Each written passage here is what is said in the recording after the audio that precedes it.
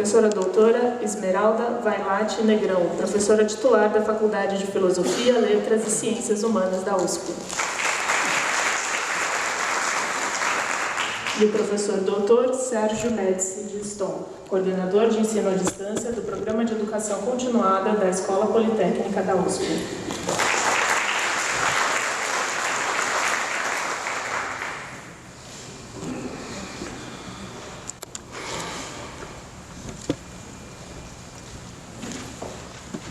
Com a palavra, o professor doutor Moacir Novaes.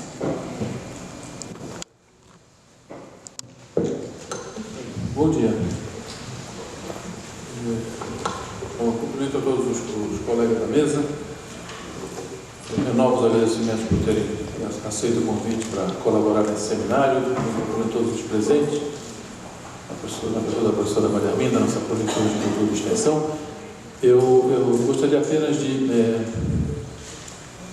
celebrando as discussões de ontem, renovar o estímulo a que o debate hoje seja o mais amplo possível, que as posições se externem, que as posições críticas se manifestem. A gente ontem teve um dia, eu acho que muito positivo, foram muitas manifestações, muitos pontos de vista diferentes. Como foi anunciado, nós temos uma relatoria para assegurar que essas manifestações não se percam nem na memória, nem depois na elaboração de propostas concretas como resultado desse seminário. Então, as discussões de ontem me pareceram muito importantes, tanto do ponto de vista do mérito substantivo das questões de cultura e extensão, como depois, quando entramos em questões do horizonte jurídico, legal, ou regimental, no que concerne a extensão geral e, em especial, aos cursos de extensão. Tivemos um painel muito interessante depois, com a experiência de escolas com bastante tradição em atividades de cultura e extensão na USP. Então, nesse sentido, a mesa de hoje, essa mesa de agora, também deve seguir essa diretriz geral. Vamos ouvir muitas propostas, vamos fazer ventilar o maior número possível de ideias para que a gente consiga construir depois encaminhamentos concretos, sólidos e representativos. Eu permitiria apenas salientar uma coisa. Eu acho que ontem nós tivemos só um viés, que eu diria, negativo para o debate. Foi o fato de que aqui houve uma convergência muito grande com relação à relevância das atividades de extensão, mesmo que haja divergências sobre quais são as modalidades mais adequadas, mas acho que ninguém divergiu sobre a relevância da extensão. Eu chamo isso de um viés negativo porque talvez isso não seja representativo ainda de toda a tarefa que a gente tem na USP. Eu acho que ainda há na universidade aqueles que não veem a extensão e a cultura com a relevância que ela tem como, de fato, o terceiro pezinho do nosso tripé, com a mesma dignidade e importância. Então, eu acho que o seminário atraiu, sobretudo, aqueles que concordam com a relevância da extensão, mas nós temos que todos unidos ter a responsabilidade de levar para a universidade propostas concretas que aumentem a legitimação dessa área. Quer dizer, as nossas divergências aqui acho que devem servir para enriquecer e adensar a convicção que a universidade como um todo deve ter da relevância dessa área e da legitimidade dela. É claro que isso vai passar por nós encontrarmos procedimentos que consideremos adequados, nós conseguimos fazer uma pactuação adequada sobre essa área, mas eu acredito que a gente possa ser muito otimista a esse respeito, dada a multiplicidade de pontos de vista que já foram apresentados ontem. Bom, para não me estender, eu vou passar a palavra então aos colegas da mesa, seguindo a ordem do programa. Bom, nós temos um entendimento, cada um terá 20 minutos para uma exposição, eu aviso faltando 5, tá bom? Tá? Então, eu vou começar pelo professor Ciro. Perfeito. Tá bom.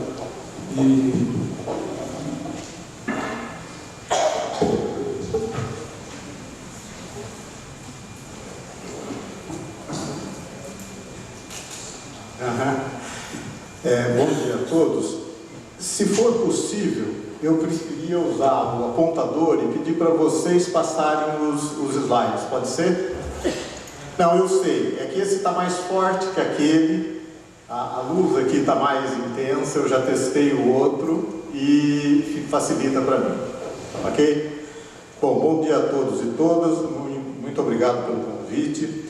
A DUSP sempre teve maior empenho em participar desse tipo de debate e essa iniciativa da Pró-Reitoria de Cultura e Extensão é uma iniciativa muito importante. Quero deixar registrado de pronto que eventuais críticas da escassez de tempo, etc. e tal, são inerentes a qualquer atividade, elas podem ser resolvidas com outras atividades que a gente espera que ocorra e, portanto, eu cumprimento a professora Maria Herminda, pró-reitora, pelo empenho em fazer essa discussão. Eu, de pronto, quero dizer que, em termos de propostas concretas e na linha do que foi apresentado pelo mediador, a DUSP propõe que todas as atividades de extensão que tenham efetivamente compromisso com o social e natureza acadêmica tenham dotação orçamentária própria, prevista no orçamento da universidade, garantidas pelos CEPAS que são feitos pelo governo do Estado, e que sejam efetivamente feitas junto à sociedade de forma absolutamente gratuita, como todas as atividades da universidade pública. Dito isso, eu vou passar a fazer uma apresentação, atendendo aqui a provocação do debate franco, aonde diz que nesse debate está incluídas as questões mais controvertidas, como o pagamento de taxas e a presença de fundações. E vou fazer isso com base nos dados que nós levantamos, porque o debate franco no ambiente acadêmico deve pressupor, sem dúvida nenhuma, mais ampla liberdade de pensamento de ideias, mas também no ambiente acadêmico, o debate franco deve ser fundamentado com dados, informações, levantamentos. Não se trata, não deve se tratar de uma questão de opinião pessoal descompromissada de uma fundamentação. Essas publicações todas são disponíveis na página da DUSP e minha apresentação vai usar os dados delas. Muitos poderão dizer, são publicações de uma década atrás. É verdade, mas são as únicas que foram apresentadas em público nessa universidade com levantamento completo de uma questão que a universidade durante décadas se esquivou de responder. Ao longo dos anos 80 e 90, todas as vezes que nós procurávamos a reitoria para obter informações sobre as fundações, recebíamos evasivas, e quando procurávamos as fundações, a mesma coisa. Daí, nós pautamos esse trabalho na revista DUSP, como um trabalho jornalístico, uma equipe de repórteres saiu a campo e a gente conseguiu muitas informações sobre esse tema. Próximo, por favor. Na época, nós não sabíamos sequer qual era o número de fundações privadas que haviam na universidade. O primeiro levantamento indicou cerca de 21 fundações privadas. Na verdade, eram mais do que isso. E hoje, novamente, nós estamos na situação de não saber bem quantas são e quais outras entidades que não estão organizadas como fundações privadas que se declaram de apoio, se dedicam a realizar atividades privadas, como cursos pagos e outras, usando a infraestrutura material e humana da Universidade de São Paulo, o que nós somos absolutamente contra, porque entendemos que fere o espírito republicano que prevê a separação entre o público e o privado. Próximo. Na época também havia uma série de afirmações que existem até hoje, de que essas entidades privadas contribuem para a universidade, que elas traziam dinheiro privado para a universidade pública, que elas eram entidades de apoio. Não foi com surpresa que a gente descobriu que nos documentos das fundações, elas sabiam exatamente o que elas eram. Elas se autodenominavam de empresas, elas faziam contratos comerciais, elas disputavam nichos de mercado que melhor favorecessem as suas atividades comerciais. Próximo. Eu não tenho condições aqui de tratar dos dados de todas as fundações, então estou pegando alguns exemplos. Na FIA, por exemplo, entidade a qual durante a sua carreira na Universidade de São Paulo, o professor Marcovitch sempre esteve ligado, inclusive quando foi reitor da Universidade de São Paulo, que nós consideramos um claro e flagrante conflito de interesse, nós verificamos que ao longo dos anos a captação de recursos para projetos e cursos sempre foi majoritariamente junto ao setor público. E esses recursos, como eu vou mostrar a seguir, eram fundamentalmente repassados a pessoas físicas e jurídicas que nenhuma relação tinham com a Universidade de São Paulo. E isso, na área da saúde, as grandes fundações, o percentual de captação de recurso público é ainda maior, porque eles vêm essencialmente do SUS. E as fundações cobram taxa de administração, o que é vedado por lei, dirigindo a pagar os trabalhos de uma entidade privada com recursos públicos que têm outra destinação orçamentária. Próximo, por favor. Por que toda essa atividade? Bom, porque a marca USP tem um valor muito grande. E tem um valor muito grande por causa do reconhecimento que essa universidade tem e sempre teve. E por isso é muito engraçado quando vem pessoas aqui, como o professor Luiz Nunes, que circunstancialmente está na presidência da CERT, dizer que a CERT precisa fazer avaliação que se sobrepõe à avaliação de departamentos de unidades que estão absolutamente satisfeitas com seus docentes. E isso me traz à memória um comentário pertinente da professora Maria Arminda ontem, que nós não devemos viver no campo das desconfianças. Agora, quem trabalha com a desconfiança de modo institucionalizado, a revelia de quem tem condição de avaliar os seus docentes tem sido a reitoria da Universidade de São Paulo. O que nós estamos trazendo aqui não se trata de desconfiança, se trata da demonstração cabal de que existe um desvio de finalidade e de função dessa universidade pública que precisa ser enfrentado e precisa ser resolvido. Esse tipo de cartaz, MBA Fundação, uma fundação que atua junto à Faculdade de Economia de Ribeirão Preto, não parece propaganda de um folder de atividade acadêmica nem aqui nem em nenhum lugar do mundo. Isso daqui é uma jogada de marketing. MBA Fundasse, está apagado aqui, mas USP. A certificação sai pela USP, por conta de uma atividade feita numa entidade privada que não é instituição de ensino superior e, portanto, de acordo com a LDB, não poderia ministrar curso.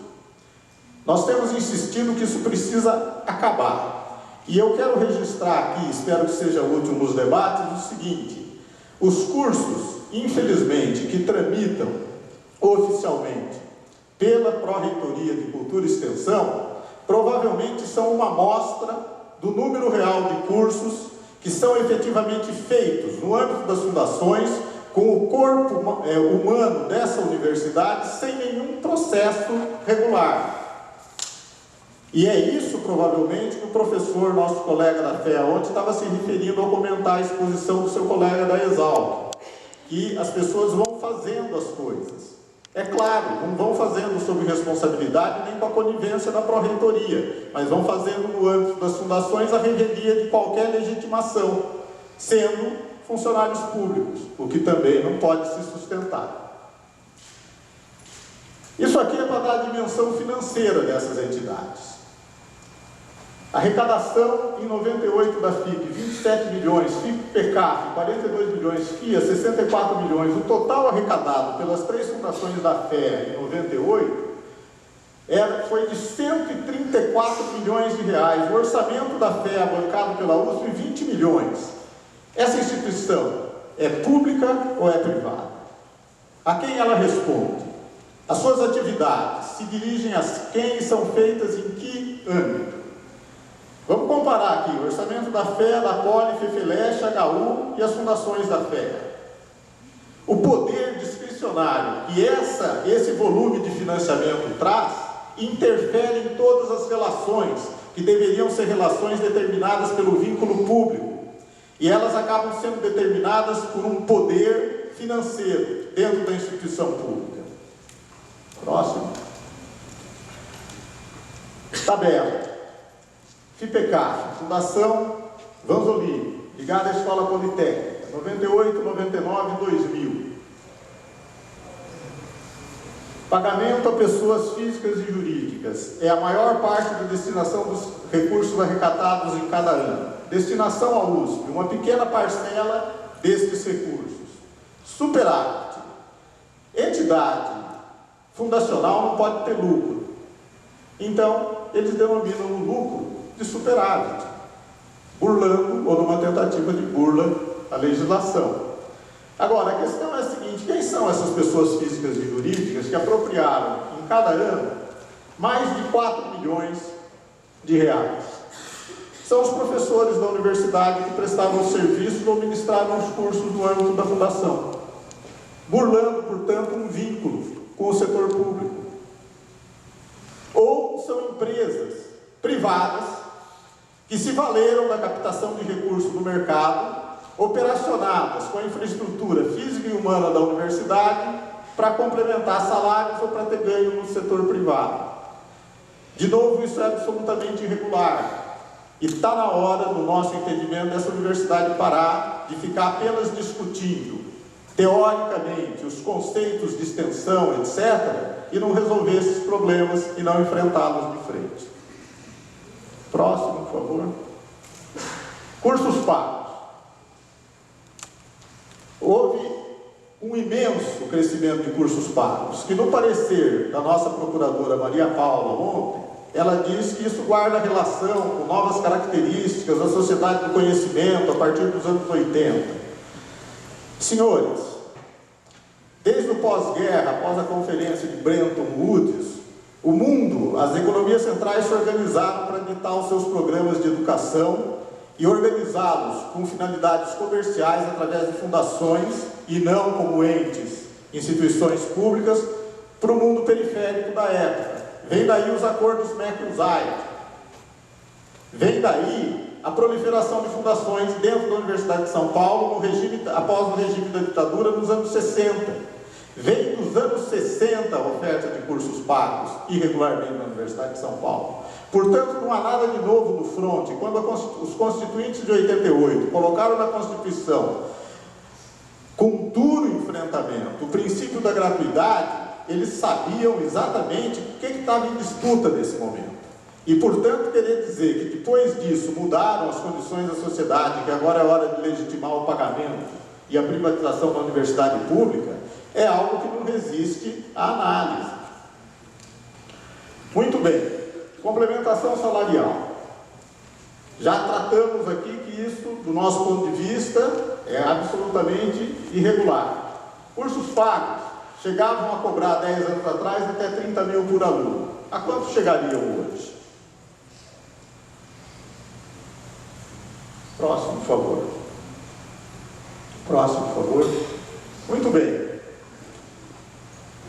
A gente acabou conseguindo no ano 2000 o percentual que algumas fundações repassaram para a universidade por conta de uma portaria de 98, de uma resolução de 98 que estabelecia que elas tinham que fazer um repasse para a universidade. Conseguindo essa informação, se o repasse era de um determinado percentual, a gente calculou o montante que foi distribuído entre aqueles que se beneficiavam das atividades da fundação. Isso é uma média, nós não sabemos quanto cada docente recebeu. Provavelmente alguns receberam muito mais, outros menos. Mas deu em média 390 mil nesse ano, 32 mil por mês por docente na média. Nesse ano, o salário de um doutor em RD&DP era R$ 3.475, ou seja, as pessoas mais do que dobravam os seus salários com atividade privada. Esse cidadão é um funcionário público ou ele é um prestador de serviço? Se ele se dá conta que esse vínculo é indevido, ele reúne a família em casa e fala: gente, sabe que eu me dei conta que metade da minha remuneração vem de uma atividade que não é compatível com o meu vínculo público, então eu vou parar de fazer isso amanhã. Ele não para mais, ele não pode parar. E é por isso que é a instituição que tem que cuidar de fazer o devido controle para que isso não ocorra, e não ficar como sendo uma opção de cada um. Estabelecer o seu vínculo público da forma que melhor lhe pareça. O Pedro Pomar, nosso jornalista, editor da revista USP, ontem, conversando aqui com um dos membros da mesa, fez uma referência a que o professor Cardoso teria recebido 100 mil reais na época que estava coordenando o programa do PES. Está aqui a matéria que foi publicada na época. Foram duas matérias. Uma, coordenação geral do PES. O coordenador era o professor Cardoso.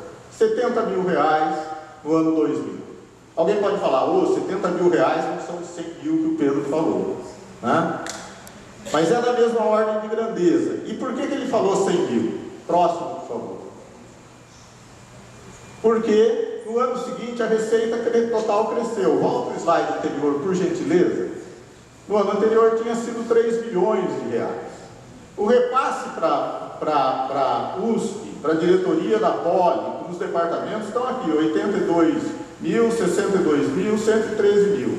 O que ficou, portanto, com a fundação foi mais de 2 milhões e 700 mil reais com atividades feitas dentro da USP, com o selo USP, com o corpo humano da USP. No próximo, por favor.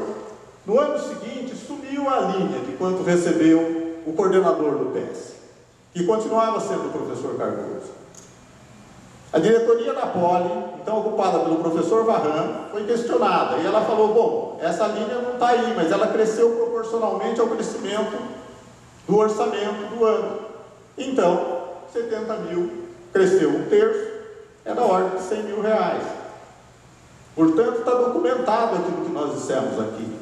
E causa estranheza ou estranhamento revelado na mesa de ontem. Esses dados nunca foram contestados, como o Pedro também registrou aqui. Próximo, por favor. 5 minutos, né? Obrigado. Aqui está uma definição de extensão do Encontro Nacional de Pró-Reitores de Extensão nos anos 80. Eu não quero fazer a defesa dessa definição, mas ela tem elementos interessantes que aparecem em muitas definições de extensão. Que o interesse é social, que é uma via de mão dupla, que causa benefícios para ambas as partes, que tem que ser transparente. Isso aqui não bate com nenhum texto, nenhuma análise concreta daquilo que vem sendo feito a título de extensão como atividade paga, nessa universidade e tantas outras. Próximo. Cursos da FIP unem excelência acadêmica e formação voltada para o mercado. A cada ano, novos programas de pós-graduação e extensão convivem com os cursos mais antigos, como o MBA, ambiente criado dentro da instituição, estimula o contato com alunos, etc. e tal. Aonde se ocupou aqui de demonstrar um interesse social? Aonde está a mão dupla? O que a universidade pública ganha? As pessoas ganham uma formação adequada, que se reproduz na sociedade, contribui para o desenvolvimento e é obrigação, ou está dentro da seara da atuação da USP fazer, que o faça gratuitamente. E que o salário dos docentes não sofra a heteronomia que sofre hoje. Que faz com que a gente comece a entender por que, em especial os mais graduados dessa universidade, não se empenham para mudar o teto, que todo mundo fala que é um teto que não deveria ser o teto do funcionalismo público, que é o salário do governador.